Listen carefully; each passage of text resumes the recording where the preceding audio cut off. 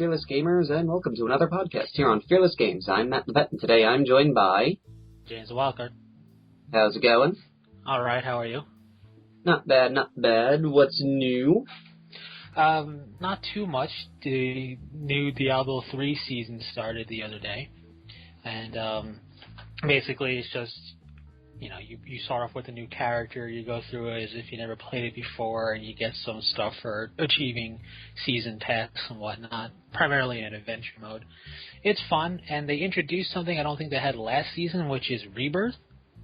Mm-hmm. So instead of making a whole new character, because some people may have their character slots filled up, let's just say, or they don't, or they just don't want to make yet another, let's say, Demon Hunter or Crusader or whatever, but you want to participate in the season, you can rebirth the character. Essentially, basically what it does is it turns them into a latter season character.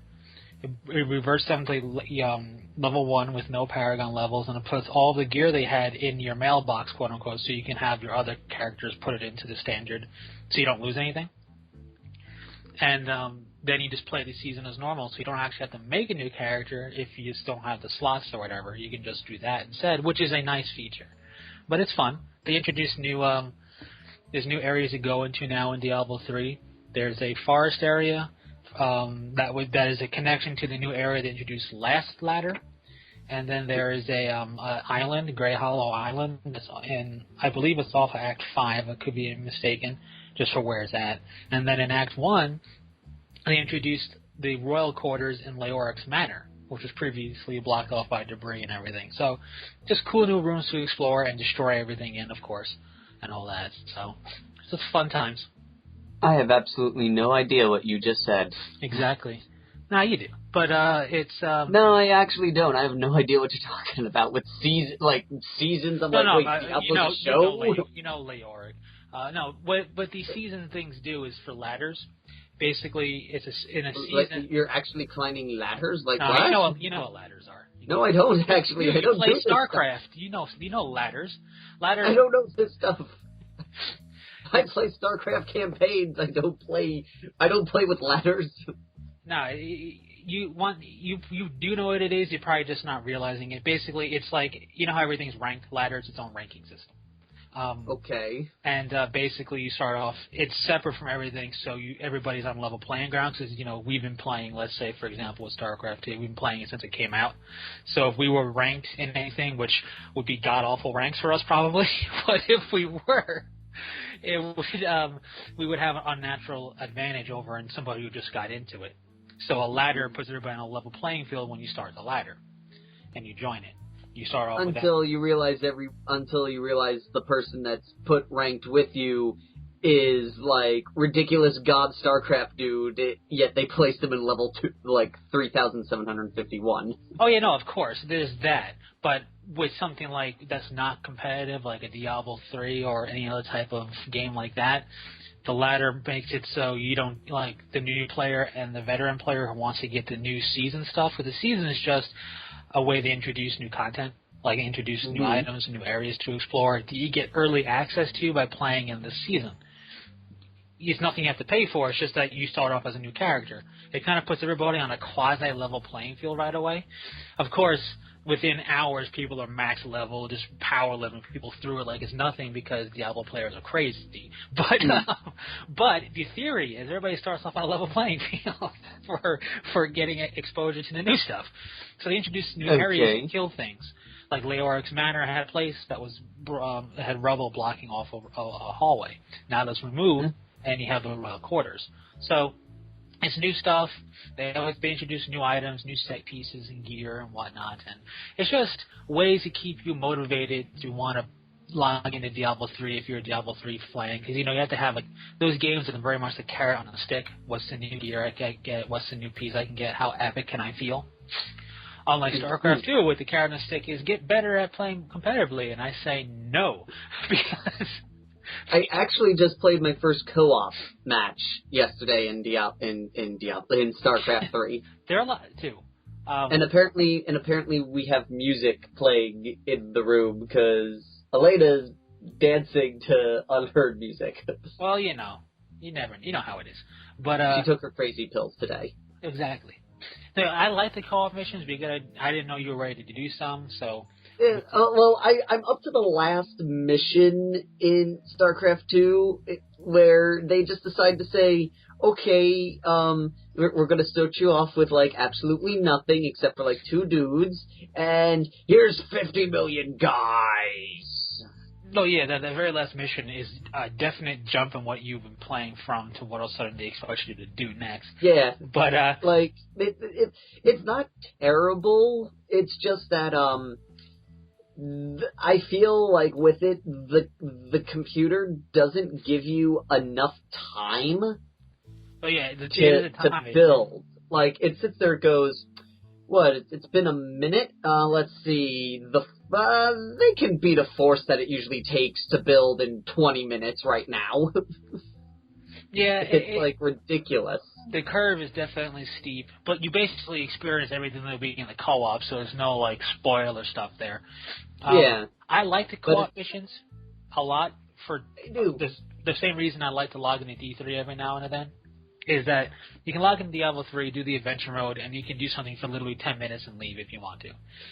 With strategy games, sometimes you feel locked in, but co-op goes quick enough that it's like, I can do a quick co-op game. Because a lot of them are timed. If you don't beat it within a certain time, you lose.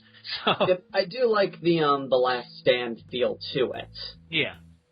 Though I wasn't expecting, because I picked, like, 2 characters, and I was like, wait, I can't build all the stuff that I need to win the game, because this character has those items locked. Yeah, everybody's different, so not everybody has access to everything. Basically, Zagara is the more advanced Zerg one. So Zagara. Yep, which she's the one that I started with. She's great if you're paired with somebody who has some legitimate anti-air. Because she has, she's like, great virtually against Kerrigan, because Kerrigan can... The only thing she's got is Queens and the Flyers that can't... Scourges. That can't hurt ground units. Basically, a Kerrigan-Zagara combo. First off, not necessarily any Fearless gamers who has StarCraft 2 but hasn't done a co-op yet. One thing is to know in there is if you're with a Zerg player, you can build on their creep. So you don't have to worry about their creep intruding on your zone and not be able to build. Which is good. But and Zagara, the 2 Terrans work well together, too. Oh, God. You know, what's really cool is all the race-specific ones work well together, and then you have really good cross-race combos, like Swan and Carax work amazingly together.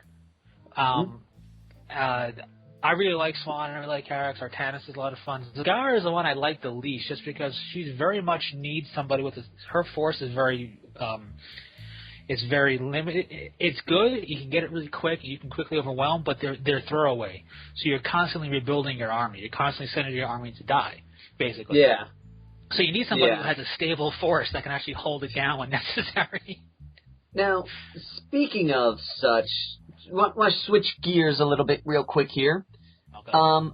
Remember when we were talking about resculpting models? Yes. Well, it looks like we've got a new resculpt of a Warjack for Warmachine coming out August 30th this year. April 30th this year. Okay. They're bringing out the Thunderhead Warjack, which is now a Signar character-heavy Warjack, though I don't understand why. I've noticed that, by the way. I was in the store the other day, and I noticed, like, I walked past the Warmachine section because I like Crix, and I do like the more stuff they release for Convergence of Cyrus, the more I like them visually. In the beginning, I thought it was kind of lame visually, but they got some cool stuff out there. But I'm just looking at it going, what the heck's a character-heavy Warjack thing? Why are they throwing so many words together? What a character Warjack is. Now, this is the thing, is Thunderhead wasn't originally a character Warjack. It was just a regular Warjack. Now, what a character Jack does is let's just say, for argument's sake, we'll use the Thunderhead as an example. Yeah. It's now a character Warjack. Let's just say it's a character Warjack for Nemo. So when Nemo is when this Thunderhead is in Nemo's war group, he gains extra abilities he can only have if Nemo is his warcaster. So that's what a character Jack does. So basically, they put certain Jacks into character status or certain things to limit who can take them, so not everybody just runs it. Well, no, it's not even just that. Like, anyone else can, let's just say because I don't know anything about the updates yet for it, let's just say when Nemo has it, the Thunderhead has a special ability, Lightning Surge. He can do one extra attack with his Lightning Pulse Cannon. If you, say, give him the Striker, he loses the Lightning Surge ability. No, yeah, I get it, and obviously it doesn't mean he's not allowed to be taken from other people. Yeah, but in a way, it's kind of corralling certain jacks to certain characters further in. Yes, to make more of a fluff-based list for them. Which is cool, but in my opinion, you should do that with new jacks.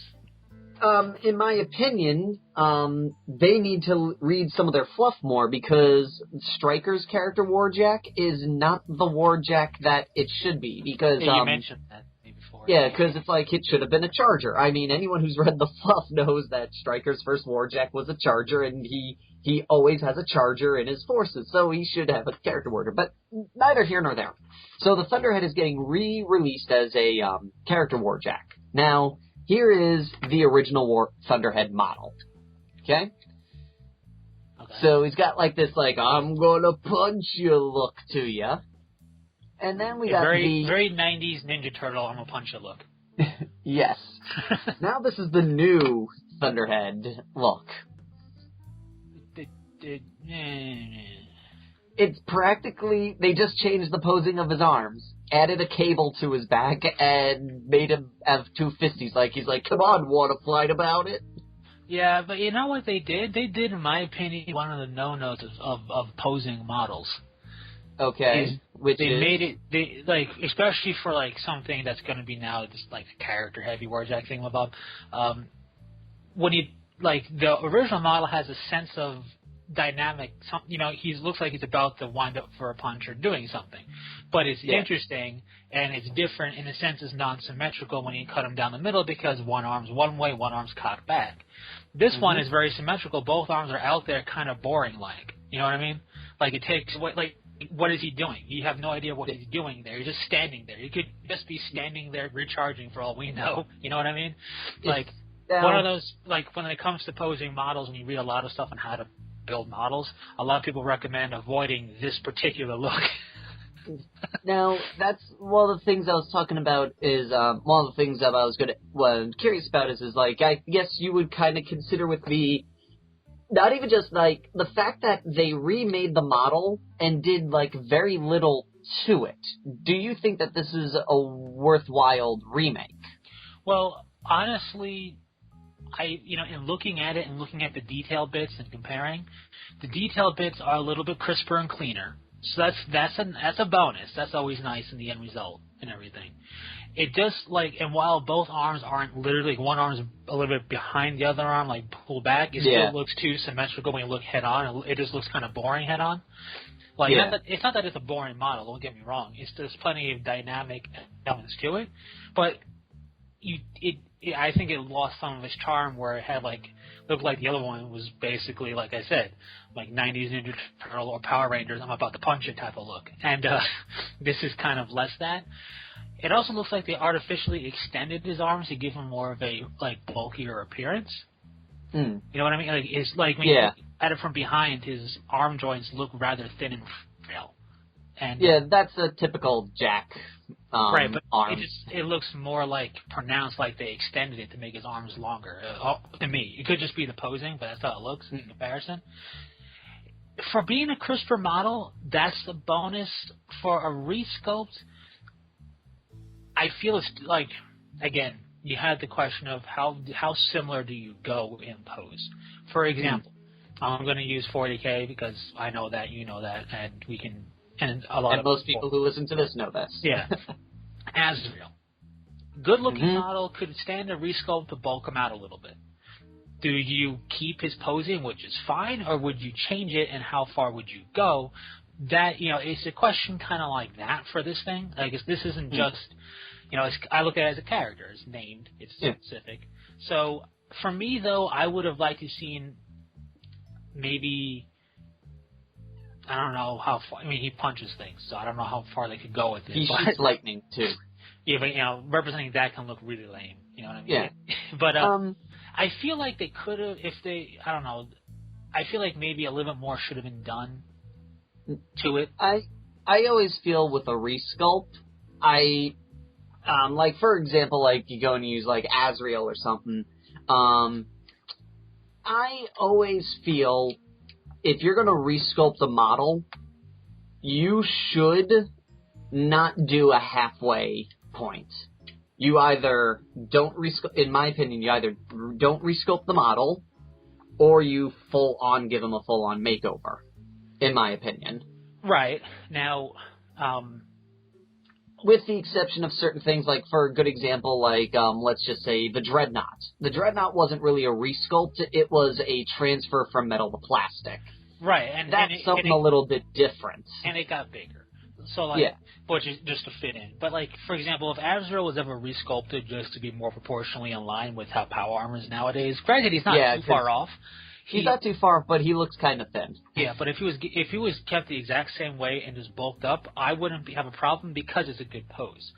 Now, it's not a bad pose, no. The old Thunderhead pose was pretty good, and in my opinion, this pose is not as good as the old pose. If anything, what I think they should have done was one of the arms maybe have it cocked back like he's getting ready to charge it up with lightning to blast you. You know what I mean?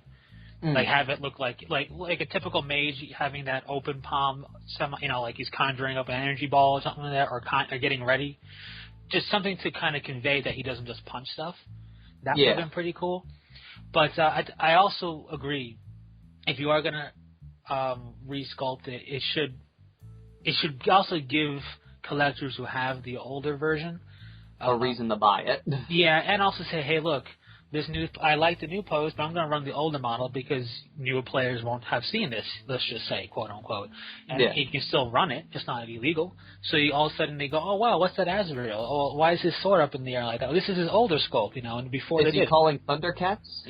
Of course, everybody. If you have a sword, you have to be calling Thundercats. It's like a hidden rule of having a sword. Oh. but like, for example, obviously, if you change up gear, Azadai is a perfect example, resculpted because gear changed and looks fantabulous. Yes. Another thing is BattleTech has some resculpts of some models like the Battlemaster and the Warhammer mech because of legal reasons. They had to in order to be able to sell it. And because doesn't Gold's Harmony Gold or something keep suing BattleTech for the stupidest thing? They're pretty vocal for a couple of mechs. There's like 3 or 4 different companies that if depending on some of the older original mechs that were to come out, companies could pop their head up and say something. Wait a minute.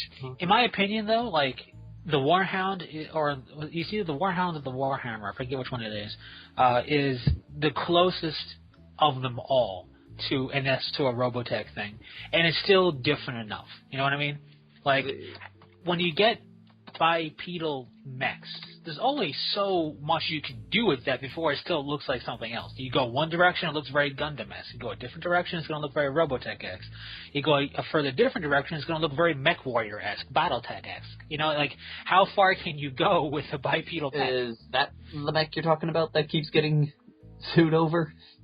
Oh, yeah. Look at that thing, and compare it to a Robotech thing. And it's like, in fact, the one picture on that, if you look at the yellow one with the brown, with the red triangles, like 2 rows down, the second row. Oh, the hexagon one? Here, I'll just give you the link to it. Yeah. This is the Robotech Destroy Tomahawk. Mm-hmm. And look how close that looks. If I could send this. Okay, here we go. That is virtually identical to the BattleTech Warhammer. Yeah, now I get it. That's the closest one. But then you look at But if you look at the BattleTech Warhammer like resculpt, it's completely fine. But like that is the closest one in my opinion of all the mech problems that have been out there. And for example, BattleTech tried to do a VTOL style of mech, a mech that can walk around and then kind of jet around as well, if it needs to, and that would look and it also looked kind of close to a Robotech Veritech fighter, which was the same exact thing. Only the BattleTech one couldn't go full on robot; it was like half robot, half plane looking, And they designed it that way. Of course, they were inspired by what they knew, but also they designed it that way to try and have it make sense. They wanted to have a mech that could kind of fly, so it should look very plane-like, so it could fly. So it's like, what do you want them to do?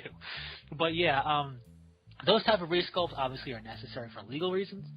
When I see a resculpt, I want it to be a reason to buy it. Like, I own Asmodai both. Yep. I own Azrael. And if they ever did an Azrael resculpt, I would want it. Hey, you know that cover art of Azrael versus Karn the Betrayer? Oh, I love that picture. That so much. That pose should be would be the pose I would want for a new Azrael model. That is, like, when I saw that pose, I was like, I need to buy this audio drama. I need to read this. I need to hear this story. Exactly, and it just further makes Azrael awesome because he stands up to Karn and lives to tell the tale. I mean, that's the best you could hope for against Karn, is to live to tell the tale. And from what I hear like Karn makes fun of the helmet bearer a lot in that.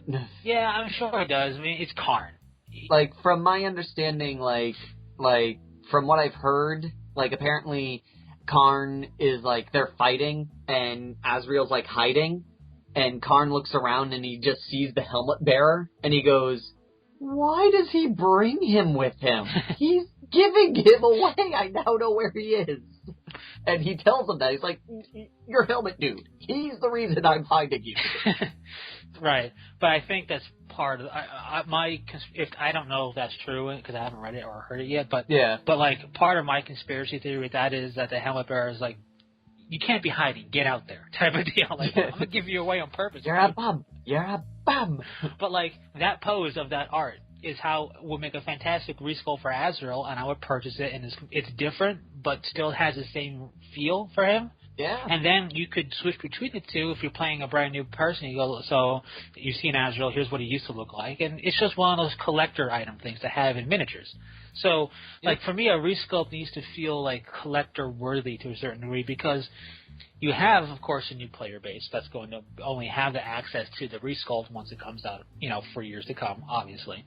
But you have the strong, shiny model syndrome that has to be palpable for the older players to go, I'm going to buy that. For example, the Immortals from the Necrons. When they got plastic kit, saying they can make Immortals or Death Marks, and they could have Tesla cannons or the Gauss, whatever. That was a reason for Necron players who already had Immortal squads to go, I'm going to buy that. Like, it's resculpted, they look a bit different. It's a different look to their Gauss weapons completely. And you can make a different model, of course, to play around with if you want to. If not, you can mix and match the bits so you could have the Death Mark head and the Immortal body or whatever. It's a reason for players to go, I'm going to buy that. I like that. Yeah. And this Thunderhead, I see no reason for somebody who has one to go out and purchase this one. Yeah, I can definitely agree with that. That it's like I said, they were too cautious, I guess is the best way to say it. Yeah, and although, to be fair, and it's with any war game, how far can they really go? Because the Warjacks have a particular look. Like, they couldn't have redesigned the Thunderhead's chassis to of extreme a degree. It would be a completely different Warjack then. Yeah. So they are limited by certain things, but that's where you get creative with posing. And my opinion of posing is like a pose, no matter, even if it's completely static, like you're just standing there at attention, or completely dynamic, like a Khorne Berserker just running, flailing his arms in the wind, going brah brah brah brah brah. They should, and everything in between should tell a story. And even just with that, also the thing is to be perfectly honest, then it shouldn't be a character Warjack, in my opinion, because the thing is the Thunderhead, unless the fluff has changed in recent times, the Thunderhead is a factory line Jack. They've made a couple of them. And the character Jacks do tend to have some funky change to him. So that's what's like, if you're gonna just keep it the plain Thunderhead, then you shouldn't give it the name Character Jack, because Character Jack implies there's some alteration to the model past his posing. I mean, I didn't know what Character Jacks were. I thought of them as, it's a special Jack, not just not a Jack attributed to a character. You know what I mean? Yeah. I thought Jack itself was special, kind of like how you have the Death Jack in the lore of Iron Kingdoms is very much a special Jack. You know, that's what I figured character Jacks were. And it's a little disappointing to see what they actually are, you know? Just because, like, when you hear that a player wouldn't think, oh, it must be in line with a certain caster. They would think that Jack is somehow special on his own. Yeah. And it kind of doesn't, it's kind of not. It kind of needs that character to be a little bit extra special. So it's kind of like, which is why I felt that if they wanted to make a character Jack like that, they should have made a whole new Jack. Well, like I said, like I said, it's weird, and I don't know where they're going with it. It's been a while since I played Warmachine. My stuff is gathering dust. I really should finish painting the stuff that I have, but it's bleh as of right now. Oh, speaking of, two interesting things happened in recent times. If you haven't been on our Facebook page in a while, if you order a 40K item off the GW website, they send you cardboard wound counters. And I'm sitting here going, that is awesome, to be perfectly honest. I think that's better than a button. That we've been getting a lot of in our orders. I like the buttons. Now, I haven't ordered a character to confirm this, so I don't know, like, if I don't know if that was whoopsie daisy or if that's deliberate. Well, what? The character counter? The wound counter? Prior to this, I ordered a Warhammer Fantasy HQ character and got nothing. Right. Then I ordered Jinzar, and they said, thank you for purchasing a model with Games Workshop. Here's a complimentary wound counter. So the only difference between the two is the game that they were in. So it seems to be a 40K thing. Okay. Whether or not it's going to be for this month or forever, who knows? Right. So that means it is cool. I like the buttons. Don't get me wrong, but the wound counters, while of course not necessary, you can put a die next to it. Just don't pick it up like a lot of people do by accident, or you could just use something else to mark it. But it is convenient. You know, it's like it is a nice little thing. Yeah. It's one of those. It's one of those things that are neat. You know, and it's definitely, I would say, appreciated, even though it's just a little cardboard wound counter that's, again, completely arbitrary. But it's what it is, and it's clever marketing. Is you open up that package you purchase and you go, "Wow, look at this extra thing I didn't even buy," and it's just a nice little thing. In a sense, I guess you could say it kind of in a way feels like they're thinking about you, in a sense, because they're like, oh, hey, this guy bought a multi-wound character. He probably has a couple of multi-wound characters. Let's give him some wound counters for his multi-wound characters. No, yeah. Like, in a sense, it kind of makes it feel like they're looking out for you. And they're like, kind of makes it, even though everyone can get one, it makes it feel more personable with the company. Oh, yeah, no, it's a perfect idea. It's a perfect ploy by any company. I'm not saying that because I think the company's doing a ploy and it's an evil corporation. Yeah. That's not the case for any of the wargaming companies, but let's be serious. It's a company and they want to use whatever they can to keep you happy. So, with as minimal cost possible to them for maximum profit. So that's how it works. Oh, yes. Oh, definitely. So, like, those obviously were probably, I wouldn't be surprised if we'll see those wound counters in one of their new board games. Yeah. And they're just like, here, let's see what people think about them. We'll hand them out. Yeah. See, you know, to kind of just jump back to Warmachine right quick. Okay. Curtains of Cyrus I've always had my eye on. In the beginning, the 1930s retro robot look was kind of but a lot of their other stuff has kind of not gone away from that, but modified it, so it looks pretty cool. Mm-hmm. You like the robot angels? Not really. I actually like their jacks a lot. They got some pretty cool jacks. I don't know too much about them, period, but I've only read one book involving them. Just looking at it, though, it looks like still one of, like, as cool as they are, for me, it looks like the problem that I have with them is the problem I have with Warmachine in general, is just that they have a lot of really cool stuff, right? They have a lot of cool jacks and whatnot, but only 2 or 3 is going to be in the meta or worth playing, quote unquote. So it's kind of like it just seems like cool, but why even bother? Especially if you play a certain caster. Right, and that's the thing that always bothers me. Looking at it and going, oh, look at all those really cool looking warjacks. Like, I really like the way the assimilator looks, and I really like the way the corollary looks. But chances are, you'll probably be, you got to run the modulator and the cipher if you want to do anything. And it's like, well, dang. I have no idea what the actual meta is for them, don't get me wrong, but it's kind of like, as somebody who's not a new player, because I don't really look to get into them anytime soon, because just where I'm at, nobody plays it. It sells, but they don't really have a consistent player base where I can even try and be like, hey, somebody teach me. But that's interesting. But I just look at it going, that thinking of that as if I were a new player and understanding that metagame mindset. Now, obviously, I'm not worried about tournaments, but even outside of that, it's kind of like a little bit imposing to go, I don't want to make the quote-unquote wrong purchase. And I feel like with Warmer Hordes, there's a quote-unquote wrong purchasing decision for your build. Where, like, if you were going to go make Space Marines and you wanted to run,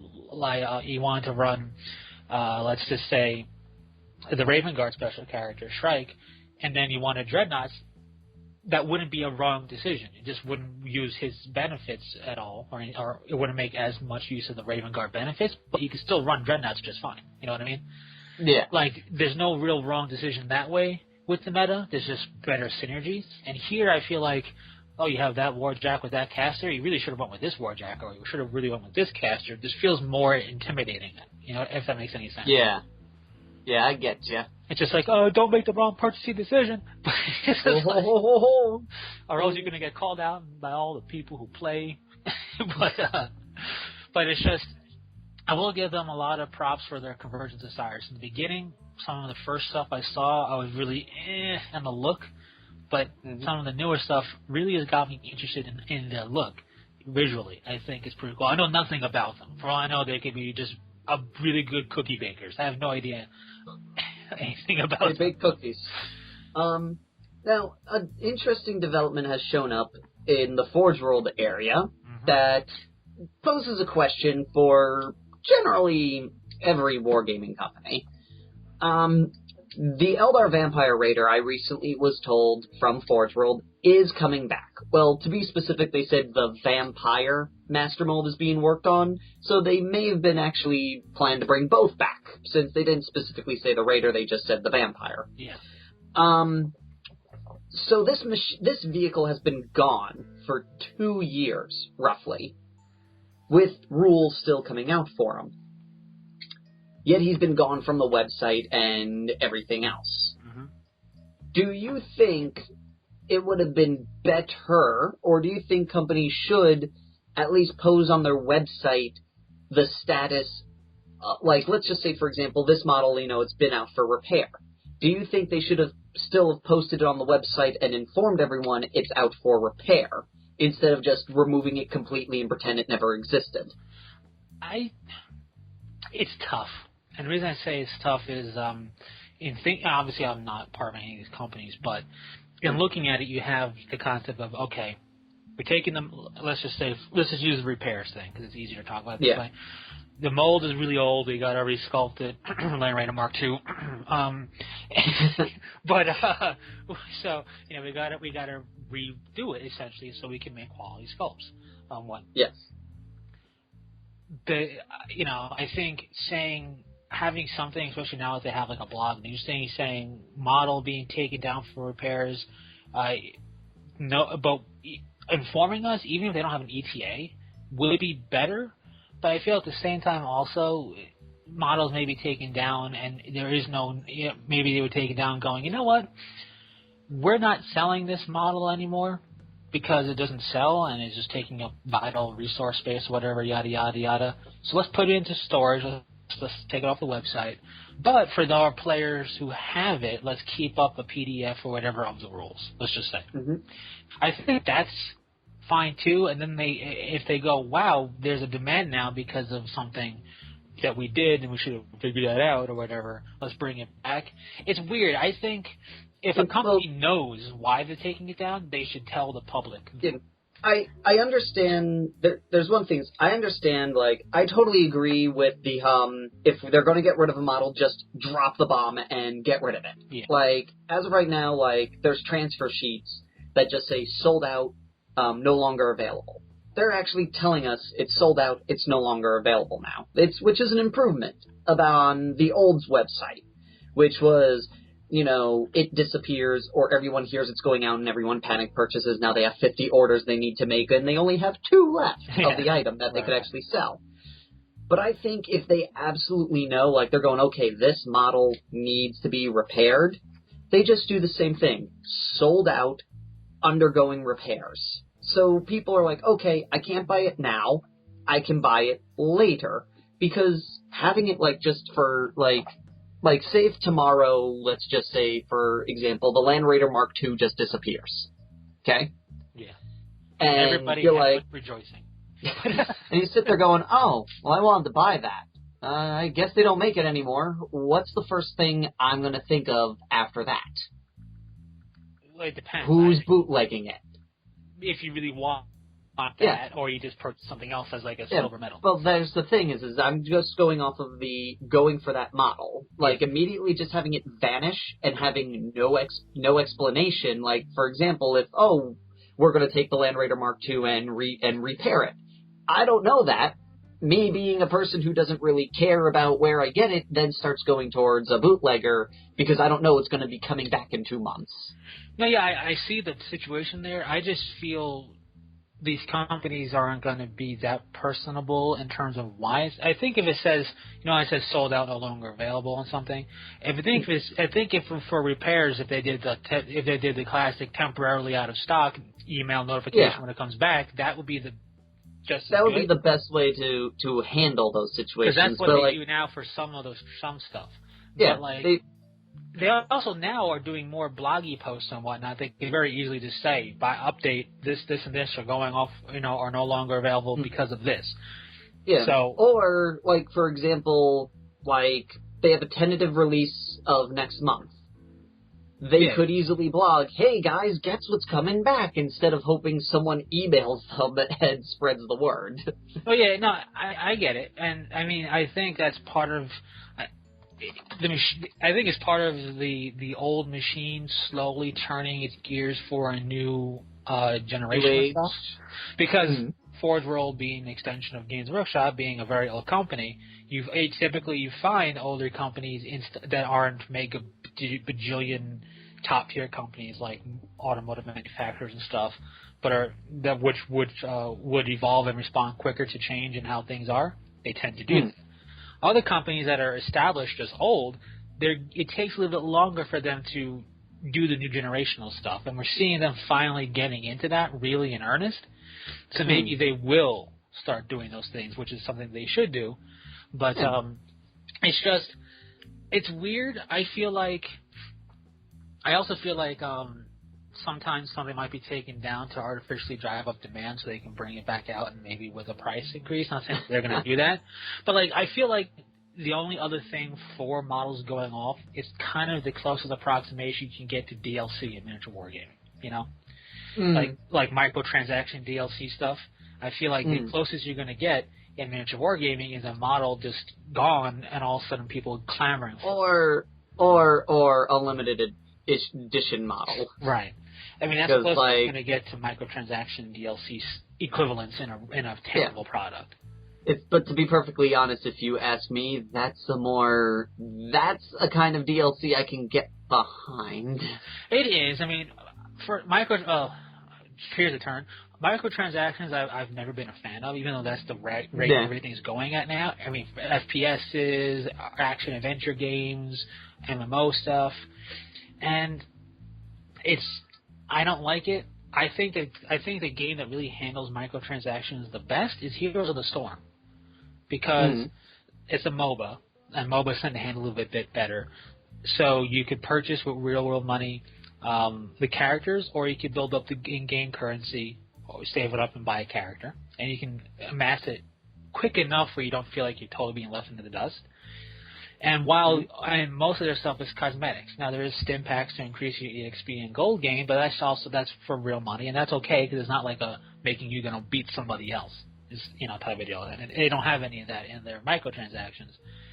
And while their skins, the cosmetic stuff is all microtransaction, real money, each character has one skin. It's called a master skin. That if you level up the character to a level 10, and you have enough in-game gold, you can get a second skin for your character, which is the reason I feel it's handled the best, because at least you get to feel like you have some skin variance options now, where other games don't do that at all. But still, microtransactions, thankfully they haven't really figured out a way to do that too much in miniature wargaming. I feel is the bane of games, especially if you're on a subscription-based game. I'm already paying you per month. Why do you need more money out of me? Yeah. Actually, I just saw something really cool here.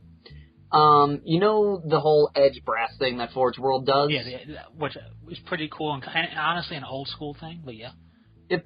And to be perfectly honest, if you ever asked me, I would never paint over these. I don't know. I see people that do. I'm just like, why? They look good the way they are. They do, but you paint over them if you're let's say you want that to look stony or you want it to be gold instead of brass or silver, But they added something really cool to the Night Lords one, and it's a stencil for painting lightning bolts on armor. Yeah, which is nice. That is so freaking awesome because that's hard to draw. It definitely can be, and it can be hard to draw in a way that you feel like you've accomplished a non-cheesy lightning effect. You know what I mean? So yeah. And what's cool is there's more and more stencil things, like companies that make, let's say, third-party decals or really pursue the third-party support. They're also making stencils for stuff, not just for fire or lightning, but also hexagon effects, because you make a weird-looking transition. I found one for diamonds that I almost picked up, and I can't find it now because I was like, ooh, that would be really good for my Harlequins, because diamonds are hard to paint. Yeah, those things. And particularly with Or actually, apparently the checker pattern is called a Harlequin. Interesting. Which I never knew. I never knew, that apparently diamonds interlocking on each other going on an upward pattern is apparently called a Harlequin. Oh, I didn't know that. I just knew that the black and yellow things are chevrons. That's all I knew. Elena's sitting there going dude, totally everyone knows that. You know what? That's kind of like when people tell me green and purple is actually a fashion color combo that works. I go, only if you're the Joker. What do you mean it works really in life? It's also like how technically black and white are shades, but I still refuse to call them shades and I call them colors. Right, but I look at it like this. If I say, oh, look at that, I'm going to paint, the color I'm going to go is black. You know what I'm saying. You're not going to go, it's a shade, because you know what I'm saying. It's kind of like when you say vocal cords. It's really vocal folds, but if you go, or voice box. Yeah, or a voice box. Voice box or vocal cords, even though technically they're vocal folds and not a cord like a string or anything like that, it's a fold. You know what I'm talking about. And anybody who tries to correct you, you just gotta be like, dude, you know what I'm talking about. Relax. We're not doctors here, okay? Or are we? We're not doctors here. I think we should start calling each other doctor. And doctors and surgeons will just say the head and not say the cranial region. They'll use layman's terms like head instead of cranium and stuff. So it's not that big of a deal. It's one of those things. Conjunctivitis instead of pink eye. But what? Or conjunctivitis instead of pink eye. Or calling pink eye conjunctivitis. Yeah, there's a whole bunch of things they could do. Like if you wanted to get technical, all the stuff we say, it's a head cold. Well, what type of sinusitis, whatever thing is? It's just one of those things. Like black and white are shades. Oh yeah, and you're a pretentious jerk. How about that? It's just like, cause I feel even with talking, if you know what I'm saying, if I get the point across that the building is on fire and we should leave. Who cares if your English grammar is correct? You mean that the building is suffering a mild case of spontaneous combustion with flammable materials? Right, whatever the situation is, if the information is broadcasted and received, who cares? I mean, now for writing is different because written language has rules because it's written language, but when you speak it, the spoken word has some rules to it too, no matter what language it is. But when it comes right down to it, you know what I said if I said they got stuff instead of they have stuff. If it just so happens I just say they got oranges instead of they have oranges. You know what I mean? That place has oranges. Yeah. It's now I'm just imagining a version of Titanic where it goes, Captain, the ship is taking on water. Well, technically a ship can't take on water because the water's in the ship and it's leaking into the vessel. So technically the ship has got a leak in it and it's filling with water. And they should have the water by that point. Yeah, it's like, it doesn't matter, the ship is sinking. Right. Well, now, see, that's more grammatically correct. So. Yeah, now I appreciate this. I appreciate both the spoken and the written word, and I appreciate the grammar and the and the rules in language. But at the same time, if I'm not having an official conversation with somebody, if it's just shooting the breeze, chatting up with friends, and you're not doing a public address, or you're not writing a novel, or you're not writing something that's going to be published anywhere, who really cares? Can we just all agree that our languages, that the English language is just is like one of the worst languages because of all the rules and complications? Well, yeah, but I mean, every language has its slang and stuff like that. Yeah. And the very thing that people don't realize about language, a lot of people don't realize, and it's always evolving. So you know how we use the letter U for you now? A lot of people do when they're texting, and like you and two, the number 2 for saying two. You and no for no instead of no. And it really aggravates the heck out of it, like literary people or like people who teach English and stuff like that. What they have to realize on a linguistic sense is that language is constantly evolving. We no longer say hither or thither, right? We say here. Baby, you don't. We don't. There is no wouldest thou. It's the language evolves. Maybe. So like if you took how doth proper thou assume that we don't use thine original language, thus thee? Like you go and you buy the book The Leviathan to read it. You're going to go a couple pages in and then throw the book aside and go, done. This is lame. It's too. I go speak English. Yes. So and you can imagine if back then, if they heard how we're talking now, they would shake their heads and go, have they no shame? Speaketh thy language, sir. But, like, language is constantly evolving. So while we might not like the use of the letter U for written language, or somebody saying, oh my God, like, totally, like, this, like, coffee is, like, burning or whatever, that's just part of the evolutionary product of language, and we may not like it, but over time that might become commonplace and get transformed to something else. So pretty soon we're just gonna use emojis as language. We're just gonna be like, thumbs up pizza slice, sad poop, stinky lime, lightning cloud. Yes, perfect. So wait. What you're telling me is we're evolving back into hieroglyphics. Yes. That's fantastic when you think about it. If you think about it on that level, it's kind of awesome. It's a circle. When you make it, just like when you think about emojis as modern hieroglyphics, it makes emojis seem that much cooler. I still don't really use them ever because I'm not hit that. But like to be able to decipher, it's like you're deciphering modern hieroglyphics, and that's really funny. So, it is. Like, have you seen the new Deadpool billboard that uses emojis? Yeah. It's just funny, and it's, I view it as legitimately calling it hieroglyphics because you can text a pizza emoji to Domino's and they'll send you a pizza. So, I mean, it's actually a form of communication when you think about it that way. It is. And I was going to say something, and I completely forgot what I was going to say because we got off track about emojis and hieroglyphics. Oh, that's it. If there's anything that I don't like about the you thing, is my phone now replaces I with you. I'm like, I sit there and go, I know this is silly, but I have a question. It goes, this is silly. It's like, I'm not telling them that they know that this is silly. I'm telling them that I know. Stop changing my I to a you. Yeah, one thing with the predictive text and the autocorrect on phones is that, like, it's the technology that's way better now than it was a few years ago. But it's still, like I'll be trying to say, like, a word, like, let's just say potential. And it'll put some random obscure, like, term, like, that's a lot longer than potential in there. It's like That's not what I meant at all. So, I don't even know what that means.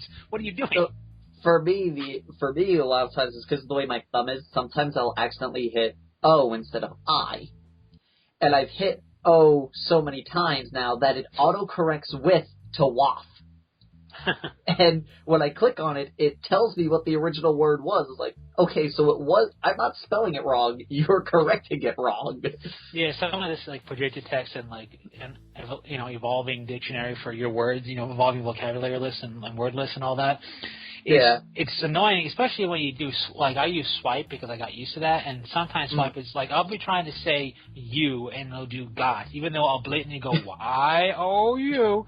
Got? No! You! What are you doing? It's like, stop it.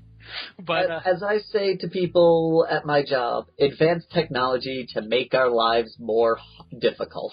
It's true. But then I'll be going to say something really long that's not really a word, like it's something made up for gaming, and it does it automatically. I'm like, you knew this, but not you. It's like... Now, I've got a question, speaking on just a curiosity here. At the last Forge World event, which was the whole GW Forge World birthday thing. Yeah. There was talk that Russ is going to be the next Primarch. Okay, like at the next Weekender, we're going to see we're going to get like a preview picture of Russ's model. Okay. Now, there are still 2 Primarches that don't have models but have rules. Yeah. Do you agree with me that they should skip not doing Russ and get to the 2 Primarches that are still waiting models? Oh yeah, I feel like none of the legions that aren't done yet deserve a Primarch model yet. I don't care. It could be the Thousand Sons, the Dark Angels, Blood Angels, White Scars, Leman Russ, and the Space Wolves. They're not in a book, so they don't need a Primarch model being worked on, in my opinion. Yeah. Now, if you want to get a jump start on trying to figure out logistics for, let's say, Leman Russ's hair or Magnus Red's hair in relation to his model, because hair sculpting is always difficult. Like, if you want to get a head start, for those 2. You want to get a head start prototyping some ideas and also try to maybe figure out the bulk of Magnus or the height of the lion or the wolves, the Freki and Greki for Russ or whatever it is. Or if they're going to use them or whatever. Yeah, or if you're going to try and give the Khan a bowl-like thing, or if you're trying to make Sanguinus truly angelic, you want to get a head jump on some of those intricate ideas, fine.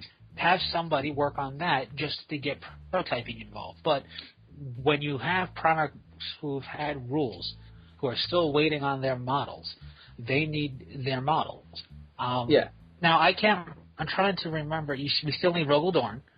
Rogaldorn and Alfarius. Yes, and Alfarius. Now... Yep.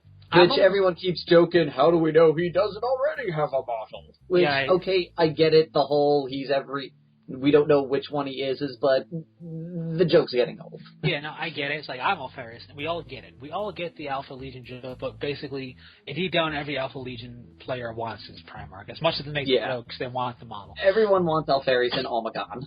Yeah, if they're even going to do that. So... Yeah. Well, because technically, by making Alfarius, they made Omegon. Yes, but technically Omegon is a little bit different. Yeah. But he doesn't have rules, so it doesn't matter. So it doesn't really matter at all. But if they're going to give you 2, or they're just going to be well, to be honest, like for me, if I was an Alpha Legion player, I would just buy the Alfarius model twice. Right. Now, or what I would do is I would buy Alfarius, and then I would wait to see if they eventually bring Omegon into the fray. You know what I mean?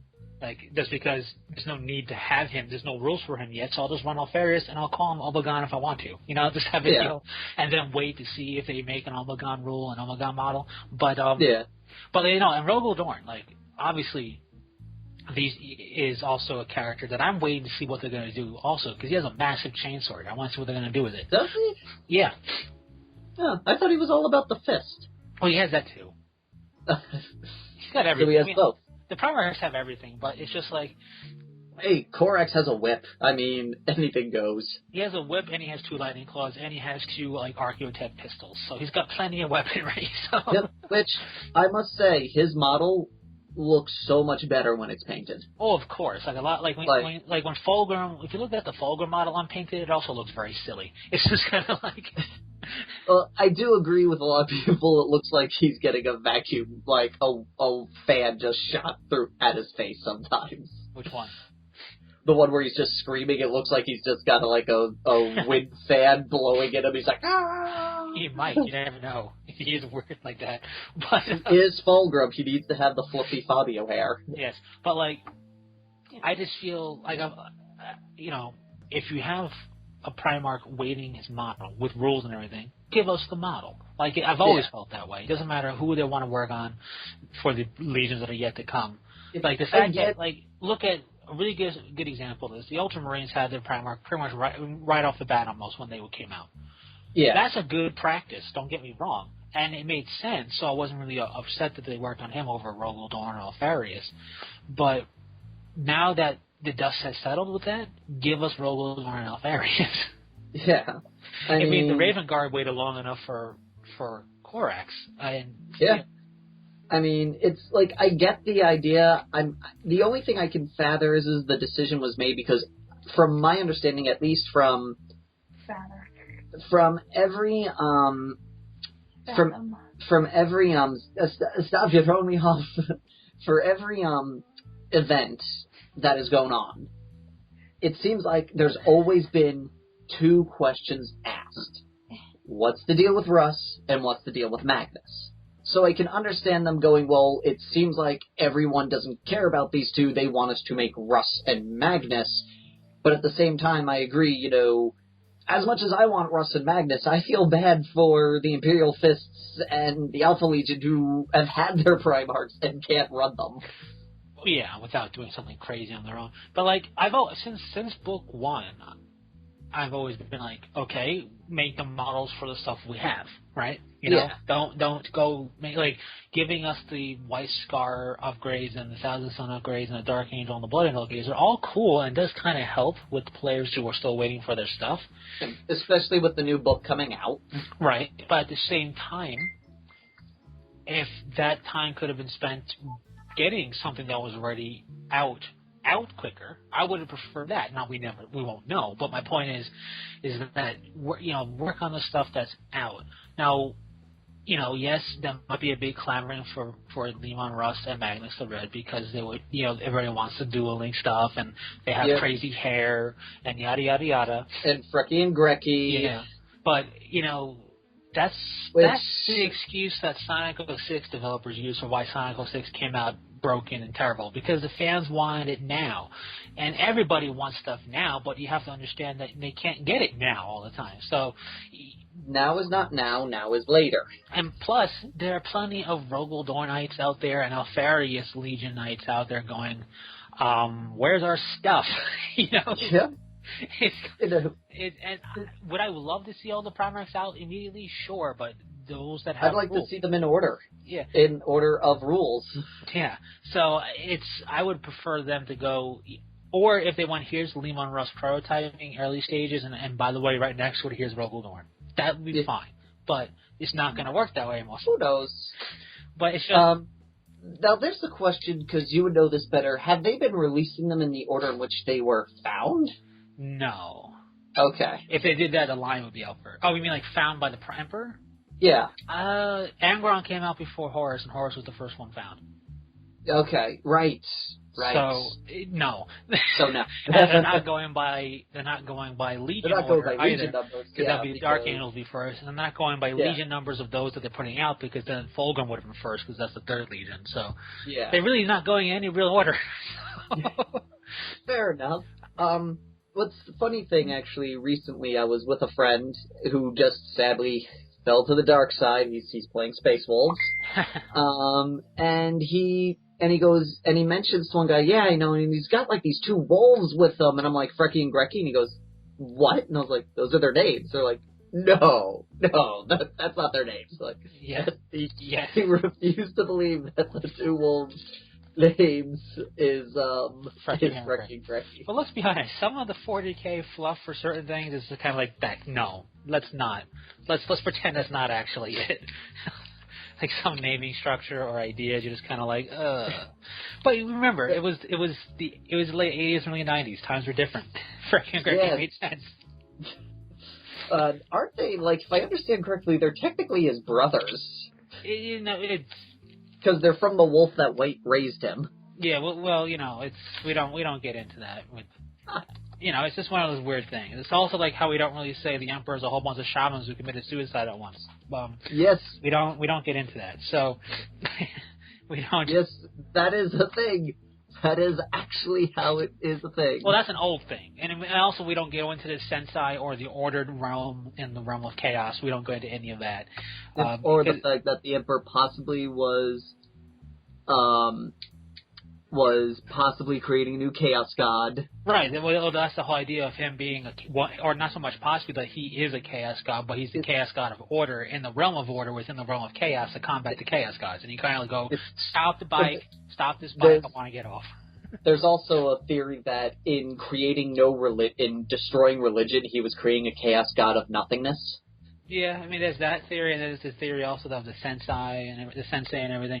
Listen, 40K has been around a really long time, if you haven't noticed this, and yep. And there's also another interesting weird thing with that. Also, everyone always goes, "Oh, the old one are the Eldar gods," and it's like, okay, interesting. But if you actually read the Eldar fluff, the Eldar recognize the old ones as existing, but not as their gods. Yeah, but also in other fluff, it talks about them as Eldar gods, so it's weird. It's one of those weird things. Like everyone's like, "Oh, the Avatar of Cain is an Elder one." And I was like, but the Eldar fully recognize that the old ones created the webway. Well, also because there's different fluff for the old ones. The old ones were thought to be space slan, and therefore and the gods of the Eldar who created the Eldar and the webway, and then they changed that, but then they made them the Eldar gods again, and then they have the Eldar not saying that they're gods, and then you have Avatar of Cain, and then you have a whole bunch of because the 80s were a funny time. Put it to you that way. So. Because if that's true, then the Avatar don't look like a lizard man. No, but it's just like... Or a giant frog who needs to be carried around because he's lazy. Well, the old ones also were kind of also viewed as the god of the Eldar gods. So, in a way, they created the Eldar gods, which made the Eldar. So, it gets all very weird.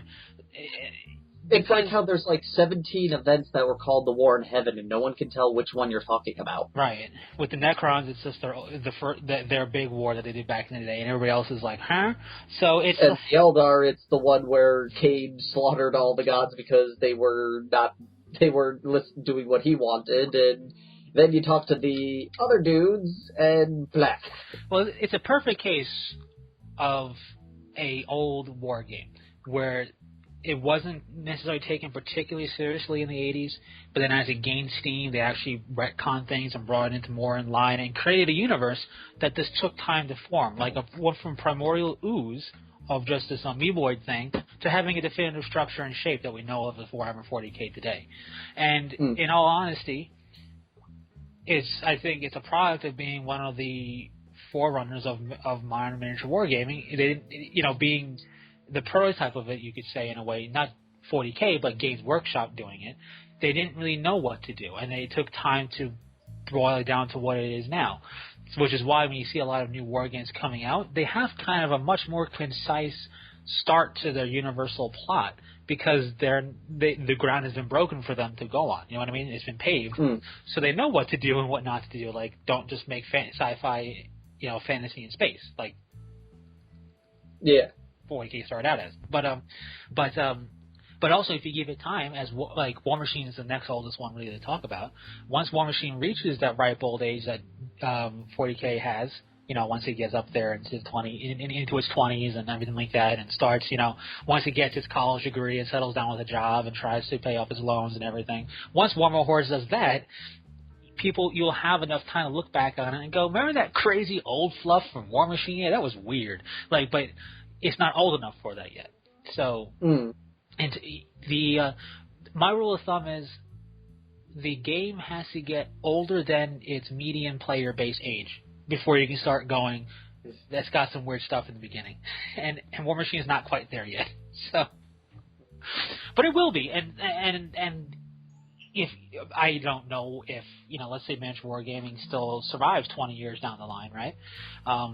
and Warmer Hordes is still around, and all the games are still around, Games Workshop's going to look even crazier then, and then Warmer Hordes is going to look really weird when you look back at its earlier stuff in comparison to what it has 20 years down the line. Or will Because the early days are always the craziest days of games, like Mario, Jumpman Mario. But, so... the holy hand grenade. Yes, of Antioch. But it's one of those things, and that's why, like, when we bring up, just going back to 40K, bringing up the ancient shamans who became the Emperor and the Sensei and the Divine and the Old Ones and the War in Heaven and everything having a bajillion different terms and being so crazy and forgotten about and there, but not really, is because Big Blob of Beginning had covered all bases, basically. So, looking at the clock, we are out of time. Yes. So, thank you all for listening. What do you feel about the new Thunderhead's design? Do you agree with us that they should have gone a little bit more, left it the same? What are your thoughts about models and when they take them down for repair and being sold out and all that jazz? And any other general questions you may have for us here on the podcast? Yes. What we're going to do next time is tell you our shiny model syndrome purchase that was the weirdest. Yes, because we didn't do that this time. We didn't. We're going to let it simmer because it came up again. I don't want to bring it up. I want it to simmer some more. Yeah. Because quite honestly, I got to think on that one still. So that is all for now. So until next time, Fearless Gamers, this is Matt the Vet. James the Wildcard. Saying take care. Peace.